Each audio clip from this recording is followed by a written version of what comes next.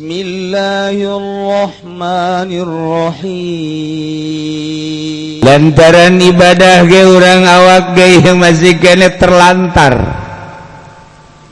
Ibadah awak ge masih terlantar komo datang ka qalbu. Aya pangkat manusia teh ubad, aya pangkat manusia anu ubad mangan sakadar ubudiyah make pikih. Iyalah anu ibadah namun aya jelema rapi salat malah liwat ge kokoar nyana salat sampai kerja hampir pegat ku nyana pakai sosolawatan lain lalagaan geus kutu brobani mah geus pauh geus jalan kacai belah ditunda haju manusia lulumpatan.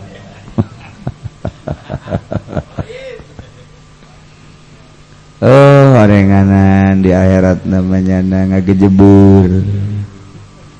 ngagejebur ka neraka sebab kutu berbani na pakai jaringnya ngan cau lulumpatanana yang ke alam ku jelema ngaji badana yang ke alam ku makhluk Allah nauh nyempil nu kadelewe cilaka atuh ka kulu karasa ku soragan bahar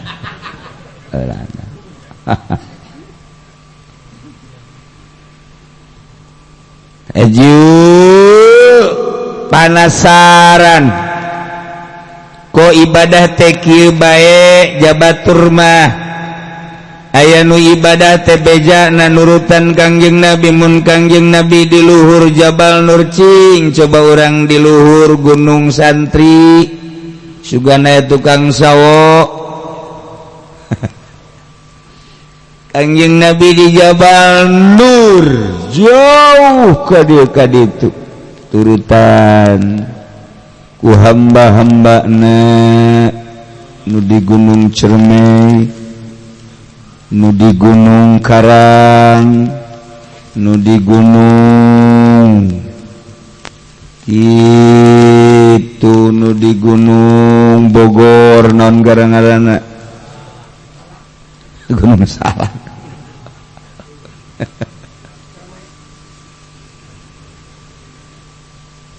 lamun urang ngahaja-haja cicing di gunung dek ibadah ka Allah guruan geus maningan langsung berangkat menang 3 poe tahlil anggap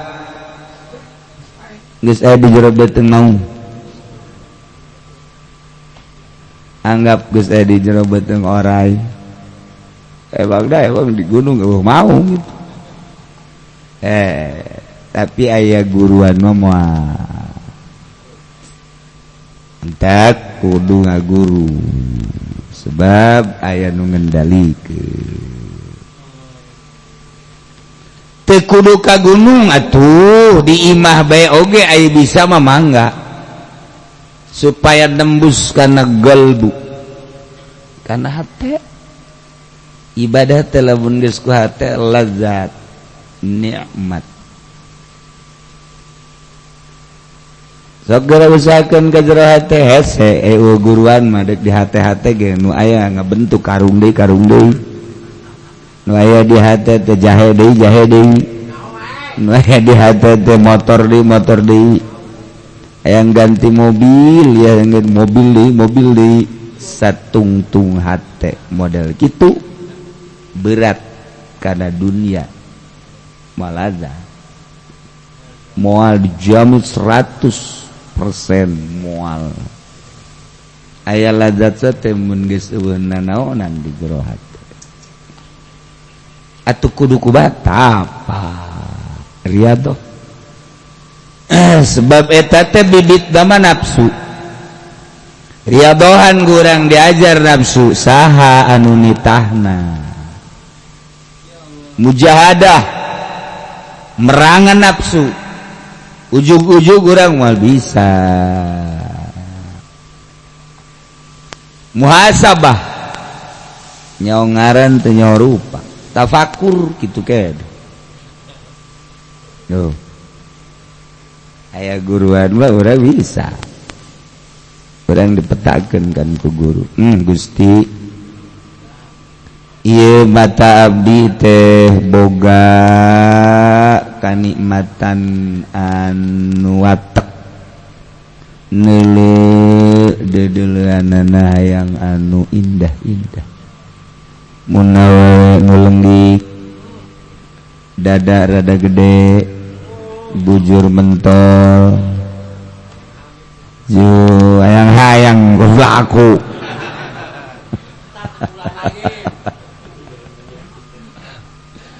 kulitna nu putih teuing teu hidung teuing teu ya minimal saos-saos ada benyek lah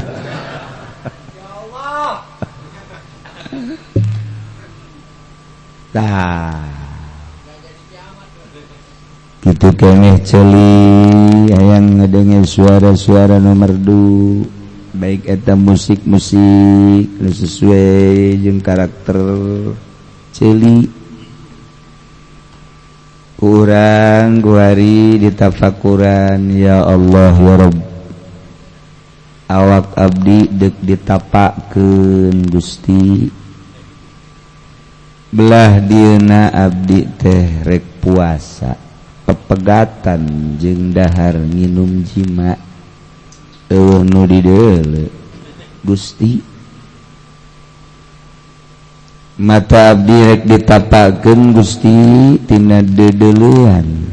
anu biasa berwatak abdi gurat batu bade ditapakeun Gusti sabisa-bisa abdi ketika abdi tapa abdi aya kabatalan abdi tobat ka Gusti ceuli abdi ku abdi deuk ditapakeun Gusti tina dedengean nu berwatak keindahan kamerduan abdi deuk napakeun ceuli ilmu sungut jeung sajabana suku abdi deuk ditapakeun tina lengkah-lengkah di luar aturan Gusti leungeun abdi deuk ditapakeun tina cukal cekel nu dilarang ku Gusti Gusti maha uninga mun kamari abdi ngarasa Gusti barang dahar teu sambarangan ti jelema ahli riba ku abdi diteureuy bae ti pamarentah nu teu jelas teteh nu jelas mah haram teteh cek ahli tarikoh malantaran teteh pajak ku abdi ayeuna beuteung abdi deuk ditapakeun Gusti abdi teh rek ka Gusti ayeuna teh abdi rek ka Gusti Gusti tapakeun geurageh golbu urang tina pukar pikir dunia mata urang tina dula-deuleu nu indah denge urang tina dunga denge anu merdu irung urang tina umba ambe anu sengit sungut urang tina rusak rasa jeung umang ngomong anu dilarang tapakeun terus kuari geus puguh dubur jeung kubul tapakeun abdi teh ka Gusti ayeuna teh sok sapeting dua peting tilu peting sabulan 2 bulan 3 bulan bari urang zikir ka Gusti bakal berubah sorangan ijah sebab urangna sejak dekat Allah aya nu ngabimbing maka kula-kuari mulayan sanajan urang ngariung dula-dele saha ieu nu boga riunganana nu boga riunganana teh ieu teh rada osok kacampuran kuruba riba mit ngadaharna mit bila perlu teu kudu dahar berkat bae tuh atuh saya mah gitu emang maksudnya eta begitu beres sebagai jadwal sok gerage atuh Allah teh akan neuleukeun lengka-lengka urang coba bener henteu dek ka aingna bener henteu dek ka aingna aya malah guari jelema loba anu dararatang lantaran urangna geus embung ka panggijeng jelema bener teu cik ketika urang geus embung kana dunia bener teu ayo bere ku Allah ayo dikiriman nu biasana bupati ngirimanana ngan sakadar kitulah anggur sakilo 2 kilo ieu 5 peti ayo cek Gusti Allah ayo sia ayo tinu dagang anu make riba teh anu haram nu biasana mah paling gela sasalaman teh itu mere caut teh ngan saukur sesikat saukur wetan di urang manusia naon karah sasisir yang masya Allah 3 peti 4 peti ayo sia gupak dicau sia tanyung kuda Allah cobaan kau lantaran urang deuk ka Allah ih mangga bae Gusti tambah urusan dikirimannya ngakeun tambah ka Gusti ti Gusti ieu jana Gusti ngan aya abdina mah saabdieun we sakieu mangga pamajikan anak los nyana mah jancan boga maksud urang henteu Gusti abdi bae oh bener ieu sia ieu sebulan 2 bulan setahun 2 tahun jahe cak Allah bere atuh ku aing rasa nah ieu teh ilmu rasa teh kos kitu ner bae kedatangna tiba-tiba kehadiran Allah mahal masya Allah aya di hati Gusti Allah ieu nu mahal geus atuh sagala rupa teh ka Allah we geus teu aya kontaminasi naon-naon henteu aya hiji bae Allah engke bakalna lamun geus aya Allahan di jero hate sorangan kos kitu tah salat lobaan kos kitu pada isi eta lain bae lamun sorangan duha 20 rakaat pancanan kene bae aya kene jelema aya kene jelema mah terus bae parah ngaji Quran gitu kan Masya Allah aya kene jelema mah terus bakal mau dibayar hayang-hayang kaya teteh reka Allah aya reka Allah boga aturan geus sakieu jadi ka Allah lantaran kehadiran Allah geus dirasakeun aya lazat bakal nikmat atuh ja urang teh nikmat sote Allahan di jero hate aya teh fikih nu aya teh kewajiban salat nu aya teh kasunahan tahajud nu aya teh kasunahan duha atuh moal ngeunaheun tah baja nu bodoh ge kos kitu atuh bodoh kos gitu sarua bae si salat wajib boy urang sarua itu sarua perbedaan kehadiran Allah eta cenah kiai eta kiai nu can hadir ge eta mah nya nama bosit teh disebut kiai nu mantak berjamaah bae ge bosit teh disebut kiai mahal pan kiai teh kok mau aya makan kiput lali mah geus boga sertifikat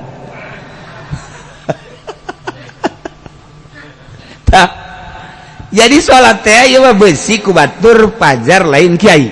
besi ku batur pajar teh istiqomah batur keneh we lain Allah geus acak-acakan geus kitu bakajeun ku kumaha ge Allahan tapi lamun geus aya Allahan teu mengurangi kaistiqomahan waya berjamaah tapi lain makhluk nu di deuleuna Allah engke aya nikmat lazat sorangan bae leuwih ngeunaheun bakalna leuwih ngeunaheun sorangan mantap kabeh brojak mah sorangan bae nya mah sorangan nyawa salat nya henteu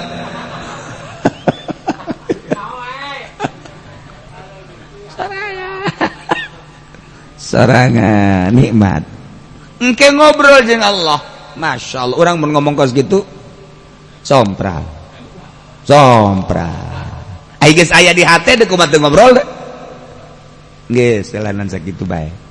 mal kaharti dia ku dia mal kaharti ge atuh deuk kaharti kumaha ya Allah na ge eueuh atuh jaritakeun Allahan atuh paling maknya hese terus gitulah engke ngobrol jeung Allah teh emang kos ngobrol urang jeung saha jeung ajudan kos ngobrol urang jeung bos henteu bicara tanpa bahasa Masya Allah kedip berarti yang tahu hanya yang dikedipkan itulah bahasa cinta asyartu bitarfil ain dina imriti pan dijelaskeun asyartu bitarfil aini khifata aliha waduh ya Allah tuh ai santri makan ngeunaan ai dia pan teu ngaji se kawi pan ngaji baheula Umar Yato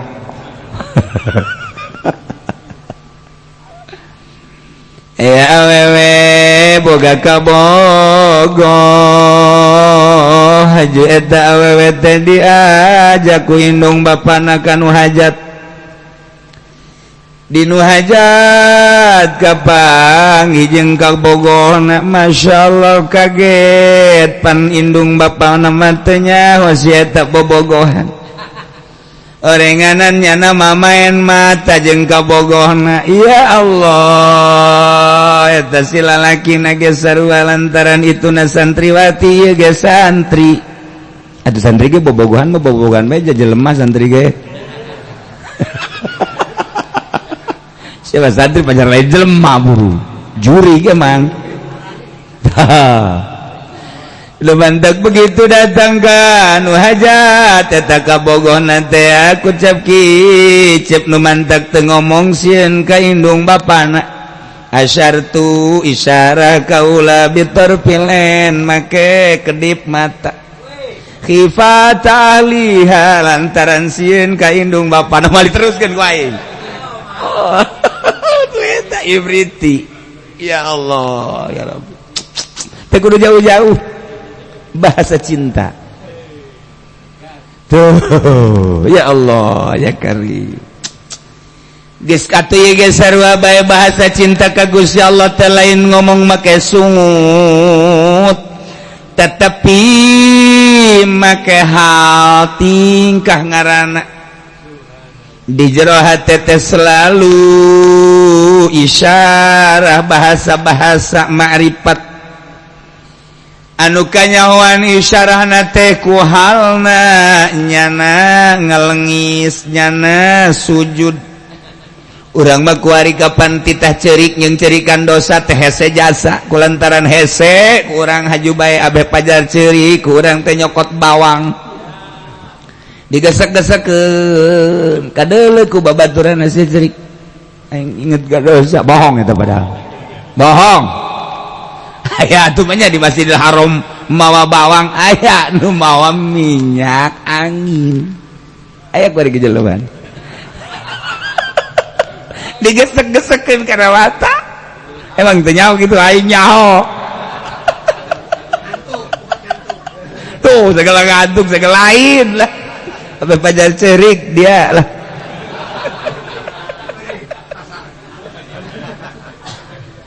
udah cerik pakai minyak angin ya aju ngalengis buku saleas masuk mah nah mal bisa hese sebab teu nyaho kana keagungan Allah da kumaha cerikna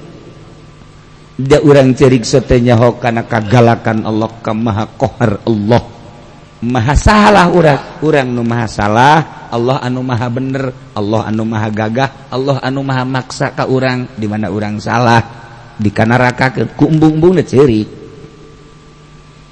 eta maka karake tobatina pikih kabladina mah urang nobatan poho ka Allah anu kuduna mah urang ulah poho ka Allah per detik per menitna ieu mah aya po nobatan poho ka Allah sebab naon nu matak ditobatan lazat ketika inget ka Allah teh ngeunaheun Allahna di mana aya di qalbu geus selana gambaran we heula sakitu ti dieu kulantaran aya dina qalbu kan ngeunaheun berbicara jeung Gusti Allah geus heula sakitu bae kuari manggeus datang makin hari makin mantap makin jero ibadah teh datanglah kana ruh urang teh aya bisa hiberan sakumaha manuk bahkan leuwih lampar tibatan manuk nu mentek teu bisa hiber sote berat ku Avanza berat ku Vespa berat ku Meo berat ku Beat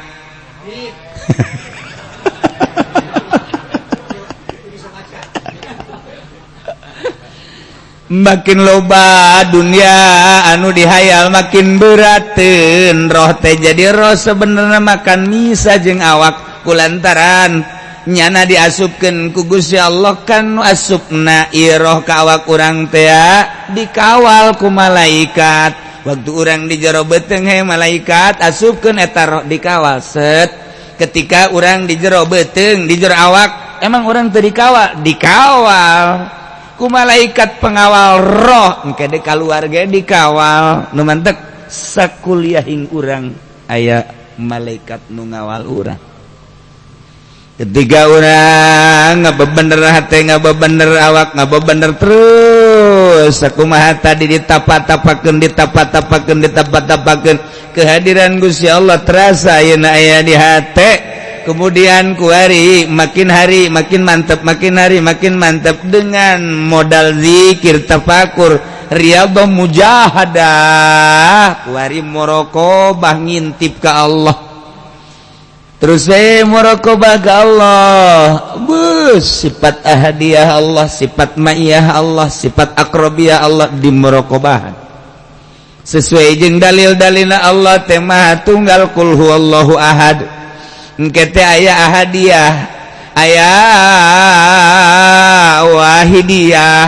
aya wahdah kabladina aya ajsam aya arwah aya ajsam aya misal dan lain sebagainya eta kurang ahadiyah Allah sesuai jeung ayat qul huwallahu ahad di muraqabah Allah teh aya sifat maya barang jeung urang wa huwa ma'akum aina ma kuntum Allah teh deukeut ka urang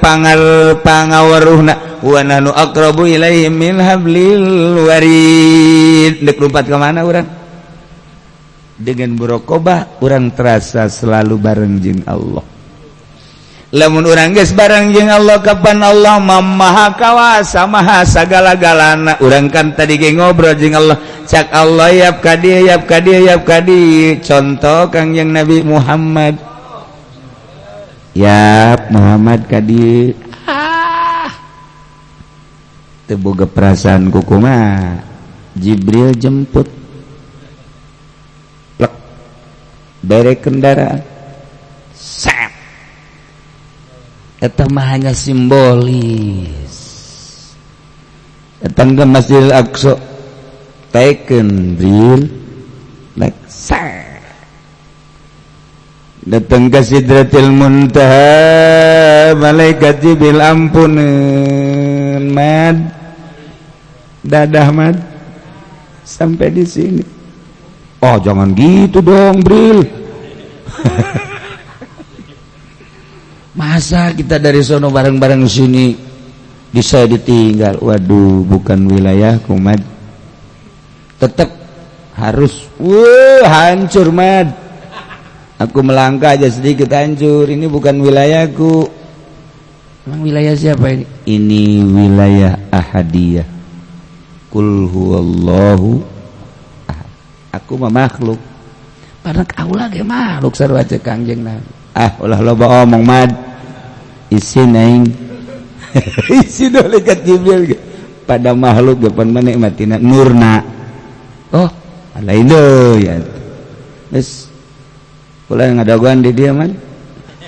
aing sedih cek Kangjeng Nabi Jibril cicing geus sedih aing leuwih sedih deui terjadi perpisahan engkau dan aku di sini. Tapi engkau ntar akan kusambut kembali. Ya tuh dadah Jibril, ayo gerakan itu. Kangjeng Nabi asup ke wilayah eta. Nah,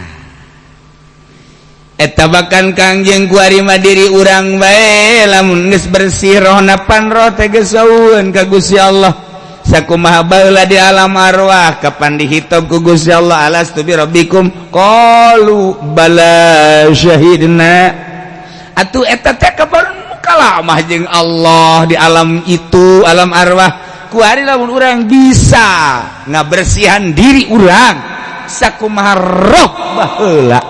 kurang kumaha Syekh Mansuruddin eta pan ti Mekah hiber ka dieu ka Cikeduen.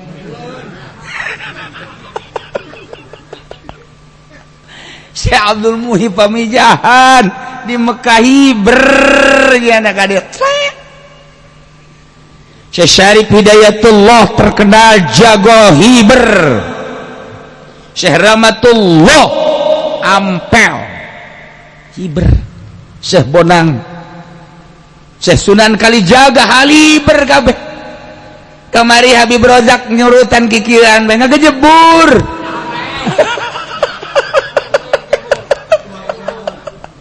Ngagejebur. Aduh. Cena cak jana bisa jalan laut. Atunya nage hulu leutikna doang ka laut. Set. Hulu gedenan teu. Anakan we.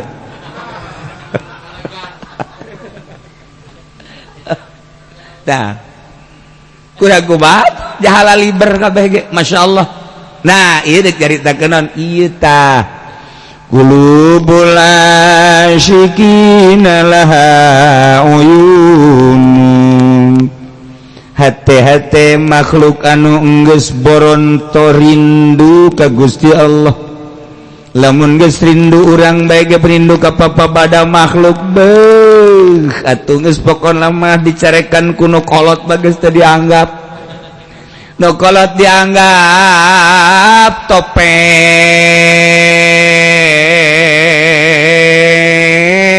dalangan brag-brig bergbag-brig los ya. Aing mah kerindu kanu itu ngaluncat jana. Di kuncian ge kuno kolot lawang hareup lawang tukang jalan kenteng. Jago ewe kumaha gitu biar kekuatan awewe atuh. Ayo kuncian ku sia jandela dikunci jalan kenteng. Masya Allah subuh kaleungitan nu kolot ka mana ka haji. Hanya naik dipake karinut set. Eta keur carita jandung. Keur carita pemuda mah bow kurang kumaha eta indung bapa ketatna. Awas ya, awas ya, awas ya. Tapi tetep bae sebab cinta mah dari mata turun ke hati. Teu bisa diawas-awas ku kolot. Lamun lain nu boga iman mah cilaka. Komo ayeuna zaman HP. Baheula mah urang boga anak cicing di kamar bae tenang lantaran di kamar mamoal ka mamana. Ku ari mah anak urang di jero kamar bae keur wiridan nga-WA.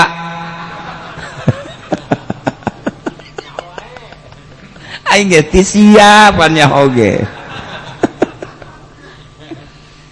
Irindu ka Gusti Allah. Qulubul asyikin laha uyun aya mataan. Emang hate mataan aya. Aya opat di jero kolbu mata hati, telinga hati, bahasa hati berarti lisan hati, yang keempat perasaan hati. Kudu diaji tanu opat. Mata hati, pendengar hati, telinga hati, bahasa hati, dan perasaan hati. Budak tuh boga perasaan biasa orang osok gitu. Si budak non gitu ngaranna bahasa hatena. Osok urang gitu. Teu boga dedeleuan teh mah hatena, teu boga perasaan hatena. Nah, opat geus dikuasai ku urang. geus dikuasai ta ku urang tah rindu ka Allah mah terkuasai ta nu opat penglihatan hati ka Allah, pendengaran hati ka Allah, lisan hati ka Allah, dan perasaan hati ka Allah rindu timbul. Urang bae ka makhluk, urang boga kabogog geus urang cikupa eta kabeh segala-galana perasaan hati, telinga hati, pembicaraan hati, mata hati, kabeh ka ditu bae. Kolot jerekanan apa didenya henteu sebab keur ka ditu. Babaturan ka urang nyarekanan tah teu bae ka ditu. Bahkan segala rupa ge jang ka ditu bae. Boga duit saperak dua perak pake ka ditu. Nyana hayang dibeureikeun anu urang teu boga duit kajian sapatu urang dijual. Menang sabulan deui nyana menta dipangmeulikeun anu ka urang teh urang eueuh jang jualan tafsir Munir dijual urang. Aya turun gak jual tafsir Munir makanya geus absah. Ai bobogohan gak jual karung gak jual motor masih biasa kan deh. Iya tafsir Munir Jalalain dijual. Tapi kan lantaran buta mata hati geus ka itu bae. Apapun yang terjadi atuh lewat kenteng segala emang naonan eta kan buta. Nah ieu rindu ka Allah padahal mah teu meunang ditamsilkeun ka makhluk sebab Allah mah mukhalafal lil hawadis. Ieu makan sakadar supaya ka harti hungkul qulubul asyikin laha uyunun horenganan. Ieu nu rindu ka Allah aya mataan hate teh haju neuleuna kumaha taro eta mata hate teh bisa neuleuh malayarahun ladzina karena pandangan-pandangan anu teu pernah kadeuleu kudu nareuleuh kabeh. Batur teu pernah neuleuh eta nya nama neuleuh atuh kumaha teu rinduna geus bisa mindahkeun rasa sebab ninggalkeun dunia.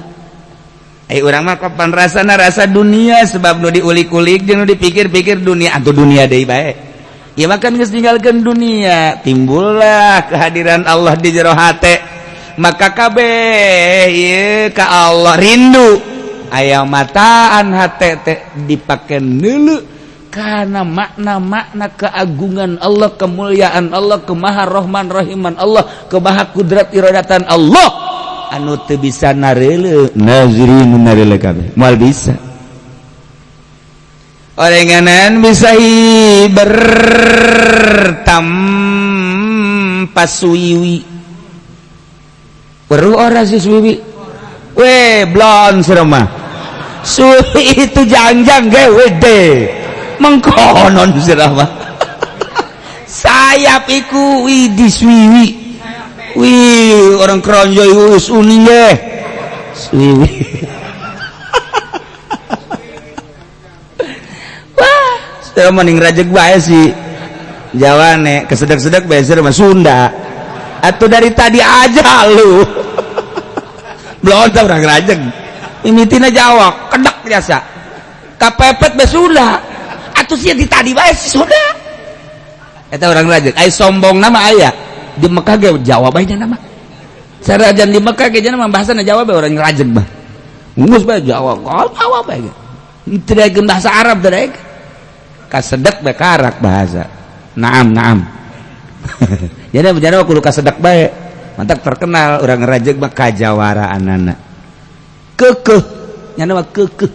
jawara mah kan kudu keukeuh leler ngaranna iya tuh lain jawara lain leler kotok diadukeun keok kajulubat itu lain leler kotok diadukeun ngak balik deui kadinya kongkorok deui eleh deui kadinya deui tah lamun promotor rancan miceun eta mah naon garang-garana anduk atuh terus bae teh kotok leler gitu ngaranna eta rajeg orenganan tatiru bisa hiber melalui jang horenganan jang lain dibayangkeun jang manuk ulah ngabayangkeun jang Persi ulah ngabayangkeun jang anu bebek bisa hiber teh naon ngaranna mendalungan wah bangsa bodoh kabeh jadi mendalungan mah manuk lain bebek lain sebut bebek hiber sebut manuk ya hiber teh jauh mendalungan ngaranna kos jelema pedagang lain kiai lain mendalungan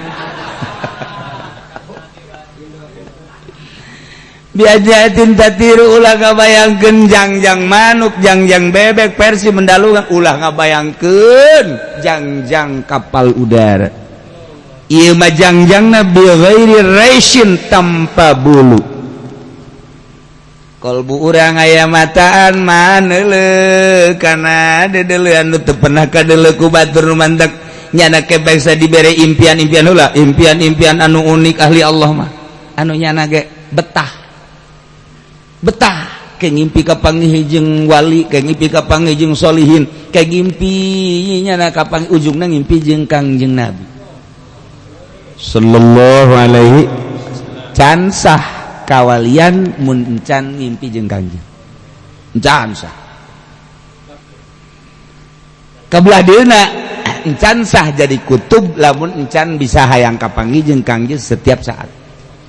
kutub bisa setiap saat iraha hayang Masya Allah karim kos gitulah kutubul aulia nah jadinya daga bisa hiber cuman bigeri raisin kamana hiberna sahiber-hiberna bae Haji Pendi kuadu mun bisa hiber dek ditanya dek kemana ae ka Bali ceukna tuh beres ya dah mentak ngabagen bae tidak bisa nage hiber ditembak ku jelema ae orenganan alam teh aya alam mulki dunia aya alam malakut langit aya alam qabla dituna alam jabarut anu sok dibaca kurang ari bulan puasa subhana malikil qudus subhana malikil mawjud subhana dzil mulki wal malakut dzil mulki wal malakut subhana dzil izzati wal azamati wal qudrati wal azamati wal haibati wal sultani wal jalali wal kamali wal jalali wal kibriyai wal jabarut tuh orang Jabarut bae gorenganan pabrik Jabarut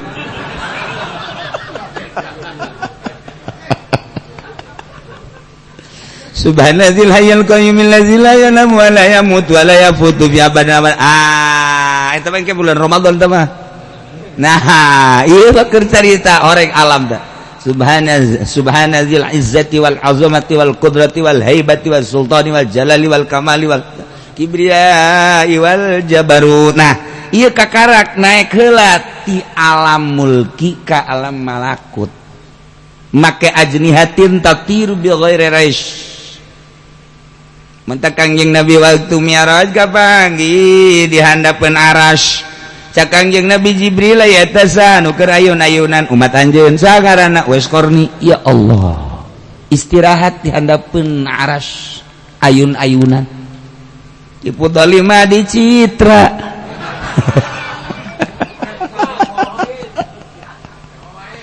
bi'ajdihatin tatiru bighairi raish ila malakuti rabbil alamin ka alam malakut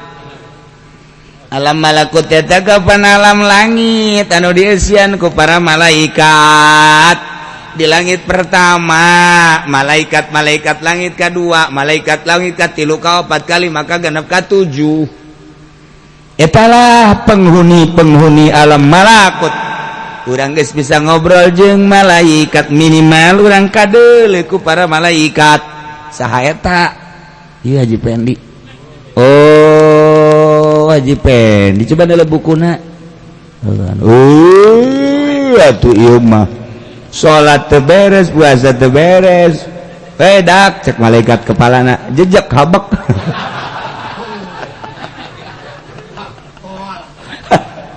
eta sakitu geus paeh ieu mah kan hirup kene nah teu kahartikeun ku urang mal kaharti nu bantak wali kudu ngobrol jeung wali deui kakarak nyambung moal atuh aya kieu diobrolkeun kos kieu tuh mah nyambung ieu obrolan Tuan Syekh Abdul Qadir diobrolkeun ka jelema anu beuki jengkol kitu mah bisa moal bisa nyambung mantak ieu bari lalagan we lalalaunan asal nyaho bae mah nyambung ulah-ulah ngobrol bahasa Tuan Syekh Abdul Qadir bahasa Gus Dur bae ge urang mah geus teu nyambung bahasa Habib Lutfi bae geus teu nyambung ngobrol ka mana maksud ka mana geus teu kaharti di atuh ahli Allah mah kos gitulah taliti lah ngobrol ka mana maksud ka mana ngobrol ka mana maksud ka mana sebab naon sebab deuk nyaritakeun hakikat make isyarah nu teu meunang dicaritakeun menceritakeun atuh batal nah kos gitulah ruh rindu teh horenganan ku sebab nyana wau arif billah nah jadi hiber guys aya hamba Allah anu bisa hiber di dunia kene dicontohan ku Kangjeng Nabi ge hiber minal masjidil haram ilal masjidil aqsa minal masjidil aqsa ila sidratil muntaha hiber atuh papan Kangjeng Nabi teh uswatun hasanah atuh eta teh apan geus ledeg ku Kifudali asal mulut uswatun hasanah asal mulut uswatun hasanah liman kana yarjullah wal yaumal akhir tuh liman kana yarjullah ka jelema anu berharap kapangih jeung Allah atuh bagi urang nu hayang kapangih liman kana yarjullah atuh mantak naon jak Kangjeng Nabi ge uswatun hasanah turutan Kangjeng Nabi di antara turutan Kangjeng Nabi teh kumaha ibadah di luhur guha turutan ayo gara turutan sorangan naik ke gunung entelah cenah naik ke gunung di luhur menara belos ayo di luhur menara engke gaya jin diri diberagakeun saku jin lah cenah di luhur menara mambung di jero masjid di tengah-tengah dipoekan aja ditutupan kabeh ayo sia emang jinan gitu masjid lah cenah di imah bae deuk kira hadurutan ada tolol horeganan lain kituna kholwahna kholwah desa jadi kamar urang ge masalah kholwah mah jak ka gunung gunungna ka leuweung-leuweungna di masjid jasieun ieu mah masalah geus aya kholwah di imah mah kapan urang lapar bisa ka dapur hayang ngopi bisa malah hayang ka pamajikan ceklak heula aju kholwah di mah nya kholwah kos kitu tera deui mah kholwah teh hasil holwah teh anakan deui jebol bersih mah memang kumaha gitu banyak holwah kos gitu tuh badak urang holwah bae di mana di imam deh malber itu percaya aing mah pan aya holwah tapa atuh badak Kangjeng Nabi ge jantupan aya Siti Khadijah tapi kan ka luhur gunung maksudna ngalepaskeun segala rupa urang bisa di kamar sorangan we bisa ngan eta wayah hayang ngopi-ngopi wayah lapar dahar malah tengah penting nyeduh Indomie 2 ajo Kifudoli mah di endogan berangkat tuh tawa ajo gak rokok beak 2 mah yang Allah kos gitu tah ieu ala kadar horeng jauh jasa urang ieu nya nah dek nurutan Kangjeng belah manana tapi aya lain eta keneh engke aya deui cara-cara nurutan Kangjeng Nabi aya lain eta lain tapi lamun sieun ka Allah dek keluar aya besi numpuk cak nafsu cokot lumayan sia timbang bawa ka Madura mantap sia ge nah tapi kan cak iman haram sieun ka Allah loh Allah nage di mana neulekeun bae Allah mah terus-terusan emang Allah pernah neuleun teu Allah mah neuleut terus sebab Allah mah teu pernah nundutan aja Allah malah sinatu wala naum teu pernah nundutan komo sare tuh jadi lamun sieuna ka Allah aman cek babaturan cokota satpamna nundutan satpam dipake kasieun Allah bu ngegeter ka jero hate sia iraha tasawufna tuh waktu kan mantep lamun sieun ka Allah kos kitu bae lamun urangan sieun ka jelema doang manggi awewe geulis weh anak saya tak anak Ki Junaid kuaing jonek ditanya bapana tuh iya heueuh nya teu jadi aya ke bapana sieun ka bapana tapi satu ketika eta bapana teu leulekeun digoda tapi lamun urang sieun ka Allah aya awewe ditanya sia nanya itu nyatanya emang lain mahram haram sia kan sia sok kaji mingguan maknya sia kudu dulang deuleu keneh bae ulah sia haram teh mah kos kitu mah kecuali ku sia dikawin mah langsung ka bapana ulah sok ditu nyatanya gitu ya nomor HP na bas tadi juri teh kos kitu ulah nah, lawan sieun ka Allah mah nya izin sieun salamet aman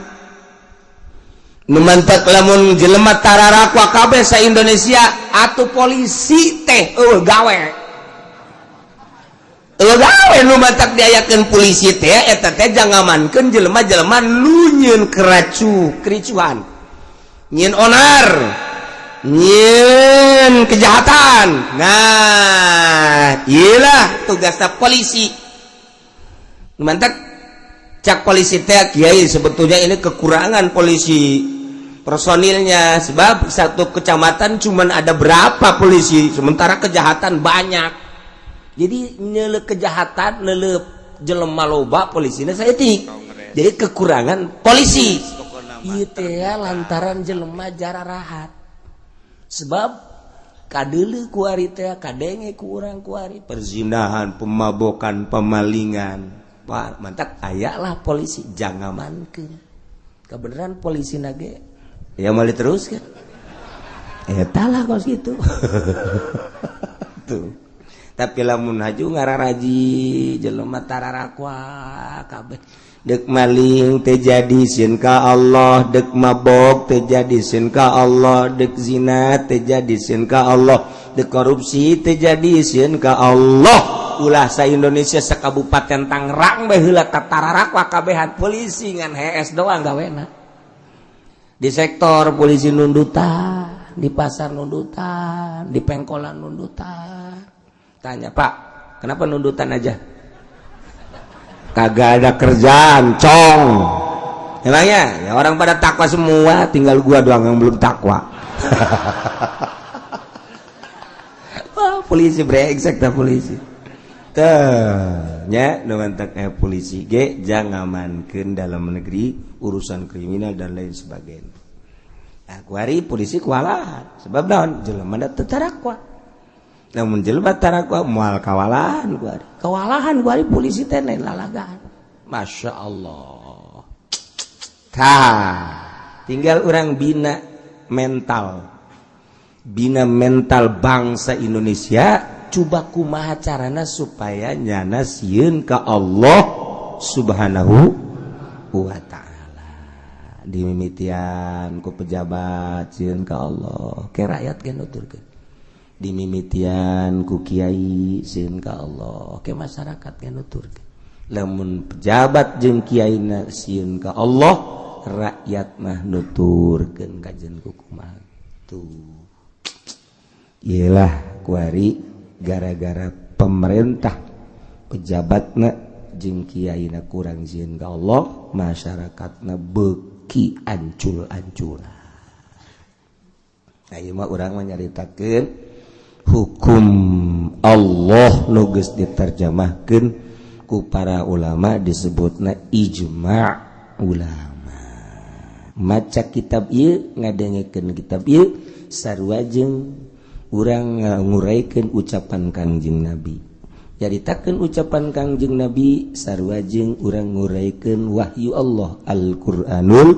Karim. Nyaritakeun Al-Qur'anul Karim berarti urang teh keur meujeunna jeung Allah ngobrol. Jadi ieu urang ieu ku hari ku okosna mah kos kitab biasa horeng keur ngobrol jeung Allah. Ieu teh keur ngobrol jeung Allah sebab nu boga ieu hukum Allah. Ulah dianggap lalawara ieu urang hayang hayang nyaho ngobrol jeung Allah ieu ulah haju bari ngarokok ngobrol jeung Allah teu kira-kira Masya Allah cak nu dijerai ngan teu ada lagi ngarokok mangan nundutan eta deui beki parah cak Allah bos ya ngobrol jeung aing nu bogana kuat nundutan gitu cak nu saurang adena aing mah teu nundutan ngan aing mah KS beneran teu parah tau.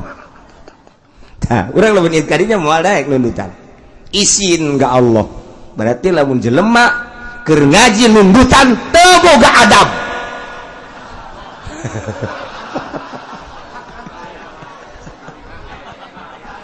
Oh berarti Allah nundutan jeung bebene tilok. Sia mahakan pun hadakan pun buyana.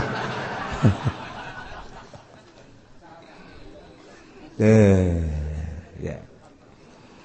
Walau akhrajal soban min hirzin Zaid nyokot barang di imaki Umar dicokot kunyana nyokot baju barang dibawa ke imah dijembreng kunyana hargana eta mangan ge 250.000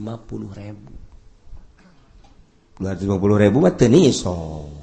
berarti kan encan kena sanksi adili mah adili ngan teu kudu dipotong menang 2 poe nyana tengah-tengah deui kadinya dibukakeun deui lawang heueus sasa langsung asup ka jero cokot deui di jero lamari dikunci lamarina didongkel kunyana dibawa deui ka imah dicokot deui baju seharga 250.000 deui bae jadi berarti nu tadi 250.000 nu ieu 250.000 jumlah 500.000 ai 500.000 makan desa niso nu jadi masalah kumaha lamun ki Zaid maling hiji barang nu sajen di tempatna pihirzi misli